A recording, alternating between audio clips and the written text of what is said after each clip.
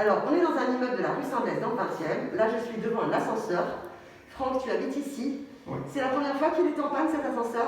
Non, il est constamment en panne. On a fait des pétitions, on a fait plusieurs éléments avec toi, Ouais. mais voilà, ça n'évolue pas. Et alors, tu devais te rendre à un rendez-vous médical. Tu les as appelés. Qu'est-ce qu'ils t'ont répondu? Ils m'ont répondu contactez les pompiers pour vous déplacer. Donc c'est un vrai scandale, voilà, parce qu'il faut savoir que les ascenseurs, c'est le premier transport en commun de tous les citoyens et citoyennes françaises, encore plus en Ile-de-France et encore plus à Paris. Et donc ce premier transport en commun, c'est pas possible qu'on subisse sans arrêt des pannes.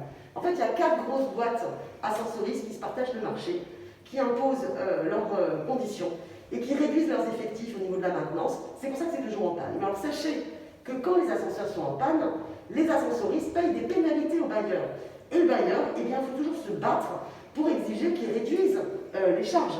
Mais par ailleurs, il faudrait renforcer ces pénalités pour que les ascensoristes arrêtent de pourrir la vie des gens. Parce que ça pourrit la vie des gens qui sont en situation de handicap, comme toi, mais c'est aussi les personnes âgées, c'est aussi bien, ceux qui ont des enfants en bas âge, et il faut que ça change. Il faut que ça change à la fois au niveau du bailleur, Ville de Paris, c'est les élus de la Ville de Paris qui sont majoritaires, ils pourraient imposer des changements, mais c'est aussi une bataille législative. Parce que dans la loi et dans les droits des locataires, il faudrait mettre dans la loi que les ascensoristes payent des pénalités beaucoup plus importantes et que les bailleurs les propriétaires soient obligés de faire systématiquement cette remise des charges. Donc c'est une bataille très concrète parce que c'est le premier transport en commun et là-dessus, on continue, on lâche rien.